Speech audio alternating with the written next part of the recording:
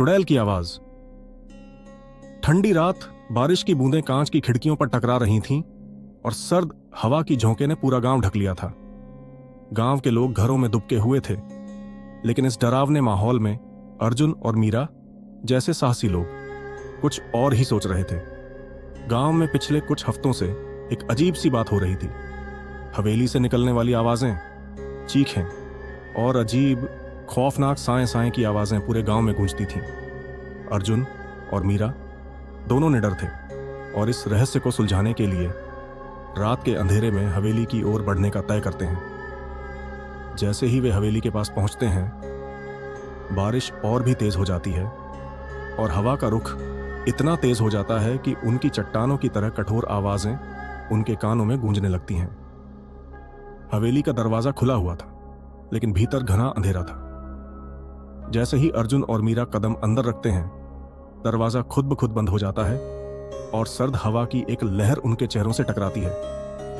अचानक दूर से किसी के रोने की आवाज आती है, बहुत ही धीमी और खौफनाक, जैसे कोई सिसकियां ले रहा हो। मीरा कांपते हुए अर्जुन से कहती है, क्या तुमने ये आवाज सुनी?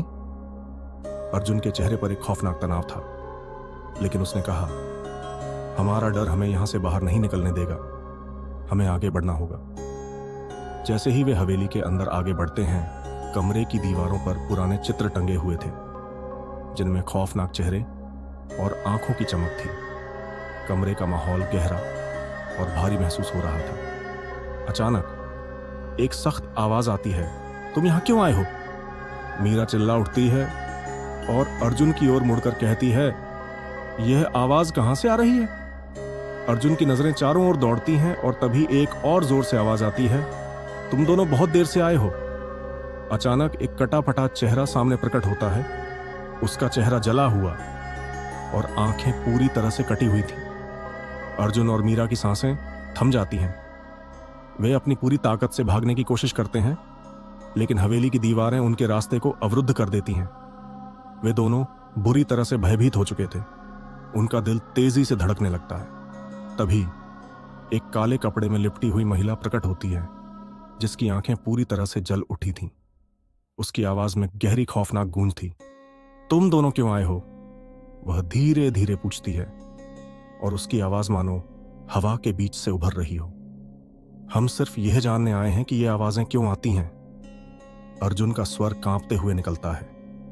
महिला मुस्कुराती है और जैसे ही वह हिलती है, अचानक कमरे की दीवारों से एक कटा फटा चेहरा झांकता है। उसकी आंखों से खून की धारें बहने लगती हैं। मीरा के मुंह से एक चीख निकलती है, लेकिन आवाज जैसे फिजा में घुलकर गुम हो जाती है। तुम दोनों को सच्चाई का सामना करना होगा। वह महिला गहरी घुटन भरी आवाज में बोलती है और फिर कटी हुई आवाज में वह कहती है, यह हवेली मेरी नहीं, मेरे शापित आत्मा की है। चली आ रही बारिश की एक झड़ी से अचानक उन दोनों को महसूस होता है कि कमरे का माहौल और भी घना हो गया है। जैसे ही अर्जुन और मीरा उस महिला के पास पहुंचे, एक अजीब सी झपक, जैसे हवा के तेज झोंके ने उनकी आंखों को बंद कर दिया। जब वे फिर से अपनी आंखें खोलते हैं तो महिला गायब हो चुकी थी, लेकिन हवेली में एक खौफनाक सन्नाटा था। फिर से उन दोनों को वही खौफनाक चीख सुनाई दी, लेकिन यह आवाज कहीं और से नहीं, बल्कि उनके अपने अंदर से आ रही थी, मानो कुछ उन्हें घेरने के लिए तैयार हो। अर्जुन ने मीरा से कहा, हम भाग नहीं सकते, हमें किताब ढूंढनी होगी। जैसे ही वे कमरे के कोने में पुरानी किताब खोजने की कोशिश करते हैं, अचानक चारों ओर की दीवारों से धुआं निकलने लगता है और एक डरावनी सी छाया उनके सामने प्रकट होती है। उस छाया में कहीं दूर एक आंख की चमक दिखती है, जो नष्ट हो चुकी एक आत्मा की थी। वह आंख उन्हें घूरते हुए कहती है, तुम दोनों ने जिस दरवाजे को खोला है, वह अब तुम्हारे लिए बंद नहीं होगा। अर्जुन और मीरा घबराते हुए किताब खोलते हैं। जैसे ही किताब के पन्ने पलटते हैं, एक तेज बिजली कड़कती है और कमरे में हलचल मच जाती है।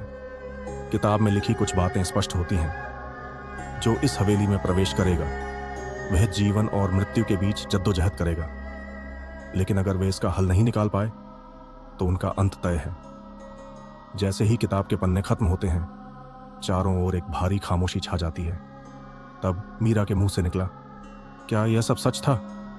और फिर अचानक वह कटा हुआ चेहरा फिर से सामने आ जाता है, लेकिन इस बार उसकी आंखों में नफरत और क्रोध की गहरी लकीरें थीं।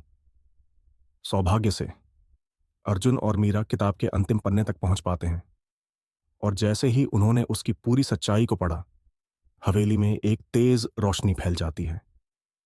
वे दोनों भागने में सफल हो जाते हैं, लेकिन उस रात के बाद हवेली की डरावनी आवाजें कभी भी गांव में नहीं गूंजती। हालांकि अर्जुन और मीरा को यह समझ आ गया था कि कभी कभी कुछ रहस्यों को अनजान